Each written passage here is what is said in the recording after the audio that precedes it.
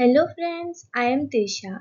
Today we are going to learn about drug distribution in hospital. This is the part 2 of drug distribution. Part 1 I have already discussed and uploaded.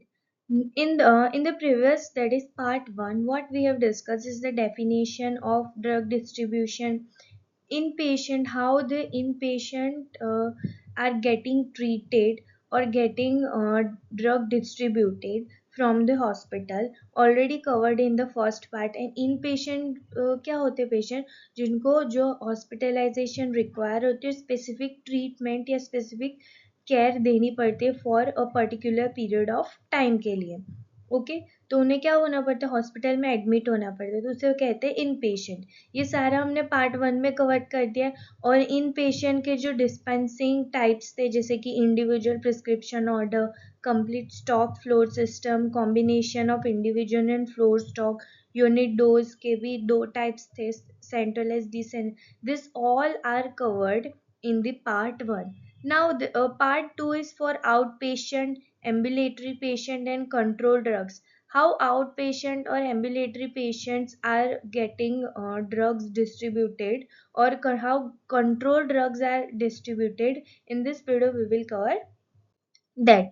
So now firstly, outpatient. What exactly is the outpatient? Its definition refers to the patient not occupying bed in the hospital or in clinics, health centers and other places.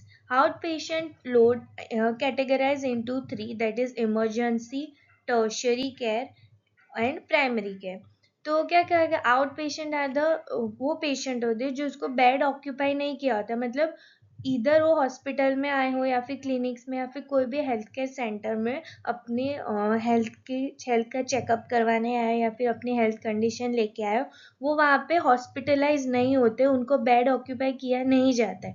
तो ये सारे कौन से patients होते हैं, out patient. For example इस इनको तीन कैटेगरी में डिवाइड कर दिया गया, emergency, tertiary care and primary care. Now, what happens in the emergency? A person give emergency or accidental care for condition which require immediate medical condition. Emergency department में क्या होता है कि ऐसा आउट पेशेंट होते हैं जिन्हें एकदम इमीडिएट कंडीशंस होती है, जैसे कि कभी कभी एक्सीडेंट हो जाता है या फिर हार्ट अटैक आ जाता है या फिर जो इमरजेंसी वाली कंडीशन होती है, तो ये सारे इमरजेंसी आउट पेशेंट होते हैं। Suffering from serious health conditions और इनलेट्स, इन्हें क्या करते हैं कि डायरेक्टली इमरजेंसी वार्ड में या फिर इमरजेंसी सर्विस में प्रोवाइड किया जाता है। तो ये भी कौन से टाइप के इमरजेंसी आउट पेशेंट हुए। ओके, second है tertiary care. He is directly to the outpatient department by his attending medical practitioner for specific treatment other than emergency treatment. अब क्या होता है कि जो ये आउट पेशेंट तो है, बट इन्हें जो उनके जो मेडिकल प्रैक्टिशनर होते हैं या फिर उनके जो फिजिशियन होते हैं, वो उन्हें डायरेक्टली कहाँ पे शिफ्ट कर देते हैं, आउट पेशेंट डिपार्टमेंट में बाय मेडिकल। स्पेसिफिक ट्रीटमेंट के लिए आउट पेशेंट से स्पेसिफिक ट्रीटमेंट की तरफ उन्हें शिफ्ट कर देते, तो उसे कहते हैं टर्शरी केयर प्रोवाइड करती है, बट वो क्या इमरजेंसी ट्रीटमेंट नहीं होती है। थर्ड है प्राइमरी केयर, मेजोरिटी केयर होती है। इस majority care describe a range of services adequate for meeting most primary care is use by patient who are ambulatory that are able to walk freely. अब ambulatory patients क्या होते हैं, as the name suggest, ambulatory patient वो होते हैं कि जो walk कर सकते, able to walk around and are receiving care. मतलब ऐसे पेशेंट होते हैं जो अच्छे से चल सकते हैं, इन केस उनको व्हील चेयर की ज़रूरत है, they can roam around freely, और पूरे दिन बेड पे नहीं रह सकते, तो ऐसे पेशेंट्स को कहते हैं एम्बुलेटरी पेशेंट। लिखा है ना, they are able to move freely. और उन एम्बुलेटरी पेशेंट को क्या होता है कि वो थोड़ी सी उनको शायद असिस्ट चाहिए होगी टू मूव अराउंड या फिर व्हील चेयर चाहिए होगी, बट वो they can move freely and able to sit or walk either under the assistance or not. Okay, तो ऐसे पेशेंट को क्या कहते हैं, ambulatory patient.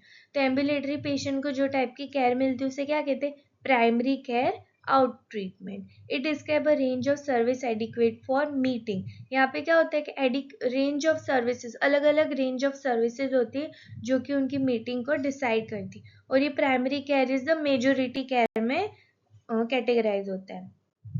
Now location for out patient dispensing, हमें मेनली इस चैप्टर में यही पढ़ना है कि जो आउट पेशेंट होते हैं उन्हें ड्रग या फिर मेडिसिन, जो भी उनको हॉस्पिटल फार्मेसी या फिर पर्टिकुलर हॉस्पिटल होते वो उन्हें कैसे ड्रग डिस्ट्रीब्यूट करते, डिस्पेंस करते। तो पहले क्या लोकेशन क्या होनी चाहिए, it should be located on the ground floor of the building.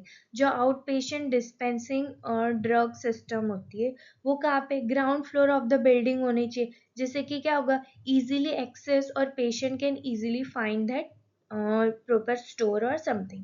The outpatient dispensing area should be provided with proper sitting arrangement. As the hospital बहुत बड़ा होता है तो it's there is a lot of hustle, तो क्या होता है कि पेशेंट को, अब पेशेंट खुद बीमार है तो उन्हें क्या प्रॉपर सिटिंग अरेंजमेंट मिलेगी आउट पेशेंट डिस्पेंसिंग एरिया में, तो जहाँ पे पेशेंट सिट कर सकते हैं properly and can wait for his और her turn. Proper dispensing area होना चाहिए with proper sitting arrangement. Pharmacy receives its supplies from medical store weekly but emergency supplies can be obtain at any time. अब क्या होता है, ये जो out patient dispensing होता है, हमने देखा था आउट पेशेंट कैटेगराइज कितने होते हैं, इमरजेंसी, प्राइमरी एंड टर्शरी। तो अब क्या होता है, जो ये जो आउट पेशेंट होते हैं वो वीकली या फिर रिव्यूअली वो अपनी स्टोर्स को सप्लाईज रिसीव करते रहते हैं, स्टोर्स मोस्टली वीकली। बट जो इमरजेंसी सप्लाईज होते, जो इमरजेंसी आउट पेशेंट के लिए होते, उनको उनके जो सप्लाईज होते वो any time and any how उन्हें प्रोवाइड करने पड़ते of course, but obvious it is a emergency. But जो नॉर्मली जो आउट पेशेंट होते उनके जो सप्लाईज होते या फिर जो मेडिकल स्टोर्स में रिएम्बर्स करने होते वो कब रिसीव होते, weekly. This is the layout, यहाँ पे लेआउट दिया है आउट पेशेंट डिपार्टमेंट के लिए, जिसे हम ओपीडी कहते हैं। तो आउट पेशेंट डिपार्टमेंट डिस्पेंसिंग कैसा होता है, पहले यहाँ पे डिस्पेंसरी है, विंडोज ऑफ द डिस्पेंसरी है, सिटिंग अरेंजमेंट फॉर पेशेंट्स है, रेफ्रिजरेशन है, डिस्पेंसरी दिया हुआ है, रैक फॉर स्टोरिंग ड्रग्स, और ये एक ऑफिस है। ओके यहाँ पे देखो, यहाँ पे सिटिंग अरेंजमेंट, ये विंडोज फॉर डिस्पेंसरी मतलब ये विंडो होगी जहाँ से पेशेंट कैन सी के हाँ there is something like the drugs or any hospital items are distributed here or dispense here. और ये डिस्पेंसरी है जहाँ से हॉस्पिटल फार्मासिस्ट होंगे वो आउट पेशेंट को डिस्पेंस करेगी। यहाँ पे बहुत सारे रैक्स होंगे जो अपने कोडिंग के हिसाब से अच्छे से स्टोर हुए होंगे। रेफ्रिजरेशन है, किसी भी ड्रग को अच्छे से रेफ्रिजरेट करना। और ये ऑफिस है for maintaining and controlling the administration, और ये सारे भी रैक्स है। ये लेआउट है आउट पेशेंट डिपार्टमेंट का। Okay now out patient activity chart. Activity chart कैसे होता है, मतलब आउट पेशेंट है उन्हें वो कैसे अपनी एक्टिविटीज करते या फिर कैसे उनके एक्टिविटीज क्रोनोलॉजिकली फ्लो होती। For a RX written by doctor, मतलब प्रिस्क्रिप्शन है वो डॉक्टर ने लिख दिया। नेक्स्ट है RX रिसीव्ड बाय फार्मेसी, ये RCVD मतलब sorry this is RX received by pharmacist है, इसमें ये लिखा हुआ है। फिलिंग ऑफ द प्रिस्क्रिप्शन, जो जो भी पहले डॉक्टर ने प्रिस्क्रिप्शन लिख दिया, आउट पेशेंट ने वो प्रिस्क्रिप्शन जाके कहाँ पे दे दिया, फार्मासिस्ट को। फॉर ड्रग डिस्पेंसिंग, जो फार्मासिस्ट होगा वो प्रिस्क्रिप्शन को फिल करेगा according to the whatever is written on the prescription. Dispensing of patient, patient को डिस्पेंस करेगा। Now after that it is divided into two. Now prescription payment होगा, prescription का payment होगा, जो जो भी ड्रग पेशेंट को डिस्पेंस हुए उसका पेमेंट होगा, उस पेमेंट की रिसिप्ट बनेगी, पेशेंट उसके कैश देगा, उसके कोई चेंज करना होगा वो देगा। स्टेटिस्टिक और रिपोर्ट, मतलब ये सारे जो जो भी ड्रग्स डिस्पेंस हुए उसका रिपोर्ट होगा, उसका स्टेटिस्टिक बनेगा कि आज ये ड्रग ये वाले पेशेंट को इतने अमाउंट में प्रोवाइड की गई है, डिस्पेंस की गई, तो उसका रिपोर्ट बनेगा। ये हो गया नॉर्मल ड्रग्स के लिए, नॉन नार्कोटिक ऐसे ड्रग्स के लिए। अब दूसरा क्या होगा, जो नार्कोटिक ड्रग्स है या फिर ऐसे कोई ड्रग्स है which need some special care, तो उसके लिए क्या होगा, प्रिस्क्रिप्शन फिल्ड होगा, रेगुलर प्रिस्क्रिप्शन फाइल में जाएगा और या फिर नार्कोटिक प्रिस्क्रिप्शन फाइल में जाएगा। ओके, जैसे पेशेंट को ड्रग डिस्ट्रीब्यूट हुई, तो अब फार्मासिस्ट के दो काम हो जाते हैं। फर्स्ट क्या होता है, प्रिस्क्रिप्शन डिस्पेंस तो कर दिया, उसके बाद वर्क्स डिवाइडेड इनटू टू। एक क्या करेगा, एक करेगा कि प्रिस्क्रिप्शन का पेमेंट करेगा, प्रिस्क्रिप्शन पेमेंट मांगेगा पेशेंट से, और दूसरा को अगर प्रिस्क्रिप्शन को फिल करेगा। प्रिस्क्रिप्शन फिल करना मतलब उनके जो रेगुलर प्रिस्क्रिप्शन फाइल होगा, अगर रेगुलर ड्रग है जो नॉन नार्कोटिक है, उनको रेगुलर प्रिस्क्रिप्शन फाइल में रिकॉर्ड करेगा। और सेकेंड है नार्कोटिक प्रिस्क्रिप्शन फाइल होती, ऐसी ड्रग्स जो शेड्यूल एक्स में आती है, वो सारे जो स्पेशल कैटेगराइज की ड्रग होगी उनके लिए एक अलग से फाइल होती है, उसमें फिल करेगा।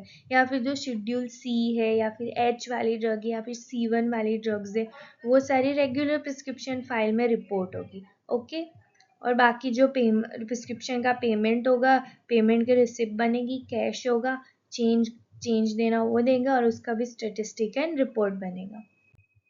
Now, drug distribution to the out patient. कैसे drug, no medicament should be prescribe without the prescription. Prescription के बिना कोई भी हॉस्पिटल फार्मासिस्ट है वो किसी भी आउट पेशेंट को ड्रग डिस्ट्रीब्यूट नहीं कर सकता। After the issue has been made, the quantity supply must be recorded. जैसे ही इश्यू हुआ, जैसे ही आउट पेशेंट को ड्रग डिस्पेंस की या फिर किसी भी पेशेंट को ड्रग डिस्पेंस की, कितनी has been made in quantity supply, मतलब जो जो भी क्वांटिटी में सप्लाइड की, उनका अच्छे से स्टेटिस्टिक रिपोर्ट और उनका रिकॉर्ड एक फाइल में होना चाहिए। Medicine are given to the out patient from the pharmacy situated in the out patient block. एक स्पेशलाइज्ड आउट पेशेंट ब्लॉक होता है, वहीं से ही आउट पेशेंट को मेडिसिन प्रोवाइड होती है। लिखा है ना, medicine given to the out patient को जो मेडिसिन दी जाए फ्रॉम द फार्मेसी, फार्मेसी से, वो कहाँ पे स्टॉक होती है, आउट पेशेंट ब्लॉक में स्टॉक होती है। Dispensing of control drugs. Control drugs मतलब कौन सी ड्रग्स, ऐसी ड्रग्स जो शेड्यूल एक्स में आती है, जो नार्कोटिक्स ड्रग होती है, that needs a specialized prescription and specialized care, जो कि उसे कैटेगराइज किया कंट्रोल ड्रग में। Dispensing of control drug, as we all know, control drugs वो होते हैं जो कि गवर्नमेंट के टाइटली कंट्रोल्ड में होते हैं, और उनका जो जो भी डिस्पेंसिंग होता है वो एकदम प्रॉपर होना चाहिए। विदाउट द प्रिस्क्रिप्शन तो बिल्कुल नहीं आना चाहिए। कंट्रोल ड्रग्स वो होती है जो शेड्यूल एक्स में आती है, और ऐसी ड्रग जिनसे कोई जिसको लेने से कोई अब्यूज ले करे या फिर जिनका एडिक्शन हो सकता है, ऐसी सारी ड्रग्स कंट्रोल ड्रग्स में आती है। हॉस्पिटल कंट्रोल प्रोसीजर क्या क्या होते हैं, responsibility for control substance in the hospital. Responsibility for control substance in the hospital मतलब जो भी कंट्रोल सब्सटेंस है, उनकी रिस्पॉन्सिबिलिटी हॉस्पिटल की होती है, उनकी टेकन केयर करने, या फिर कोई भी पेशेंट उन्हें एज अ अब्यूज या फिर एज अ एडिक्शन नहीं ले। Ordering ward stock of control drug from the pharmacy. जो हॉस्पिटल होती है उनका जो वार्ड होता है, उनके जो स्टॉक मेंटेन करने होते हैं, वो कंट्रोल ड्रग को ऑर्डर करे, ड्रग सब्सटेंस फार्मेसी से ही ऑर्डर करे। इन शॉर्ट, उनका जो वार्ड स्टॉक है कंट्रोल ड्रग को फिल करने के लिए, वो फार्मेसी से ही ऑर्डर करे। Doctors order for administration of control, as I said, doctors या फिर फिजिशियन है, वो ही ऑर्डर कर सकते हैं जो कंट्रोल ड्रग्स है वो पेशेंट को एडमिनिस्टर करना है या नहीं, वो भी even with prescription and under proper care. ये सारे हॉस्पिटल के कंट्रोल प्रोसीजर है। Okay, responsibility for control substance. Control substance लेने से क्या क्या रिस्पॉन्सिबिलिटी होती है hospital. Administrative head of the hospital is responsible for proper safeguarding and handling of control substance within the hospital. जो head of the hospital होता है, जो हेड ऑफ द, मेनली जो डीन होते हैं या फिर हेड ऑफ द डिपार्टमेंट होता है या फिर हेड ऑफ द हॉस्पिटल, उनकी रिस्पॉन्सिबिलिटी है कि जो जो भी कंट्रोल ड्रग है उनकी प्रॉपर सेफ गार्डिंग हो, मतलब उन्हें प्रॉपर कंडीशन या फिर प्रॉपर ऐसी प्लेस में रखा जाए जो कि इजीली एक्सेसिबल ना हो विदाउट द प्रिस्क्रिप्शन और विदाउट द डॉक्टर्स परमिशन, और उन्हें क्या करे, प्रॉपर हैंडलिंग होना चाहिए उन्हें, अगर लिया है तो उनका एक एक डोज एक एक फ्रीक्वेंसी कंट्रोल रखनी चाहिए, और उन्हें जो लिस्ट होता है उनकी जो रिपोर्ट होती है वो बननी चाहिए हॉस्पिटल में, मतलब उनकी प्रॉपर हैंडलिंग और proper safeguarding of control drugs within the hospital, ये किसकी रिस्पॉन्सिबिलिटी है, administrative head of the hospital की। Now, ordering what stock of controlled substance from the pharmacy. अब हमने देखा था कि जो वॉट स्टॉक को फिल करना होता है कंट्रोल ड्रग के लिए, वो भी फार्मेसी से ही ऑर्डर करना पड़ता है, तो वो कैसे करेंगे? Requisition of ward stock control substance is completed by insertion a check mark opposite the name, strength, form of controlled substance desired. मतलब जो जो भी हमें control drug desired control substance या फिर डिजायर्ड कंट्रोल ड्रग चाहिए हमारे वॉट स्टॉक को फिल करने के लिए, रिक्विजन मतलब फिल करने के लिए, रीएम्बर्स करने के लिए कोई भी कंट्रोल, तो वो कैसे कंप्लीट होना चाहिए, इंसर्शन और चेक मार्क, एक चेक मार्क होता है अपोजिट टू द नेम, मतलब जैसे कि लिखा होगा कि कोई भी ऑपियोड्स का नेम लिखा होगा या फिर कोई भी नार्कोटिक ड्रग का नेम लिखा होगा, तो उसमें क्या होता है, तो उसके बाजू में चेक मार्क कर देंगे कि या फिर टिक कर देंगे with the name and strength of the control drugs.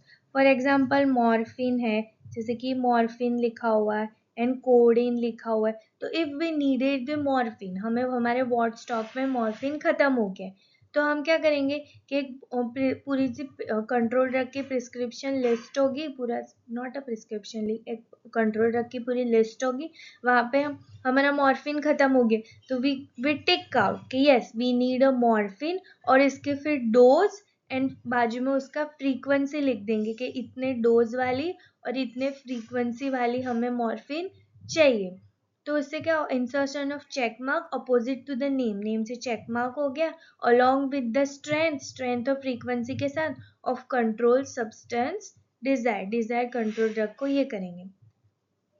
Before any new control drugs are issued to the ward,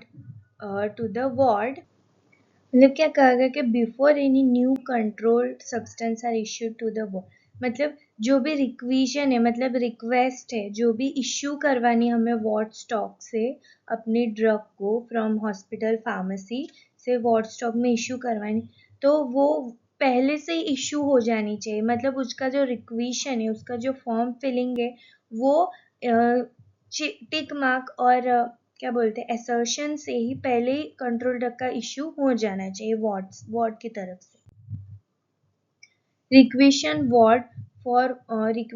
form for ward stock control system, जैसे ही हमने आगे एग्जांपल देखा था कि रिक्वेशन फॉर्म है वो भी कंट्रोल ड्रग के लिए वो कैसा होना चाहिए, रिक्वेशन मतलब रीएम्बर्स करना, कोई भी ड्रग है वो अपने वार्ड स्टॉक में खत्म हो गए, वो भी मेनली कौन सी, कंट्रोल ड्रग, तो उसको हम फिर से स्टॉक फिल कैसे करेंगे, तो उसका एक फॉर्म होता है, वैसे वार्ड नंबर लिखेंगे 1 2 3, कोड होगा जो वार्ड का वो, and date, number of the tablet और कैप्सूल, जैसे कि हमें गिव द एग्जांपल कोडीन लेनी, तो कितने नंबर ऑफ द टैबलेट और कैप्सूल हमें इश्यू करवानी है, वार्ड स्टॉक में फिल करवानी है, 20 और 25 वो लिखेंगे, जो भी आइटम्स नीडेड है वो लिखेंगे, कितने नंबर ऑफ कैप्सूल है वो लिखेंगे, अलॉन्ग विद द प्राइस, ये प्राइस फिल कौन करेगा, हॉस्पिटल फार्मासिस्ट, कौन फिल करेगा, hospital pharmacist. Next, doctor order for administration of control drug, जो कंट्रोल ड्रग अगर कोई भी फिजिशियन है या फिर कोई भी डॉक्टर है वो कंट्रोल ड्रग प्रिस्क्राइब कर रहे हैं अपने पेशेंट को इन द हॉस्पिटल, तो वो उनके ऑर्डर्स क्या हो गए, उन्हें एक पर्टिकुलर फॉर्म भरना पड़े, sorry not a form, particular prescription देना पड़ेगा विथ प्रॉपर गाइडेंस, तो वो कैसे लिखेंगे, following information must be appear on the control, मतलब ये जो जो भी इंफॉर्मेशन है जो नीचे दी गई है वो इंफॉर्मेशन होनी चाहिए अगर कोई भी डॉक्टर है वो कंट्रोल ड्रग प्रिस्क्राइब करे अपने पेशेंट को। Date, full name of the patient, patient hospital number, OPD number या आईपी नंबर, जो specific description of drug order, जो भी ड्रग है वो, जैसे कि मॉर्फिन देना है या फिर कोडेन देना है, जो भी देना है, उसका डोज, उसकी फ्रीक्वेंसी या फिर उसके कितने नंबर ऑफ टैबलेट्स है वो सारा, और अमाउंट टू बी गिवन, कितने अमाउंट में देनी है वो सारा, with specific indication and prescription में। ये सारी इंफॉर्मेशन अगर डॉक्टर कंट्रोल ड्रग प्रिस्क्राइब कर रहा है पेशेंट को, तो ये सारी इंफॉर्मेशन डॉक्टर को खुद with his own hand fill करनी पड़ेगी। अब information on daily control drug administration sheet, मतलब जो भी डेली हॉस्पिटल में जो भी डेली कंट्रोल ड्रग पेशेंट को एडमिनिस्टर हो रही है या फिर प्रिस्क्राइब हो रही है under the invigilation of the doctors और पर्टिकुलर फिजिशियन, तो उनके जो इंफॉर्मेशन है उनमें कौन कौन सी इंफॉर्मेशन फिल होनी चाहिए या फिर रिक्वायर है, ये एडमिनिस्ट्रेशन शीट है, उनमें क्या क्या होना चाहिए।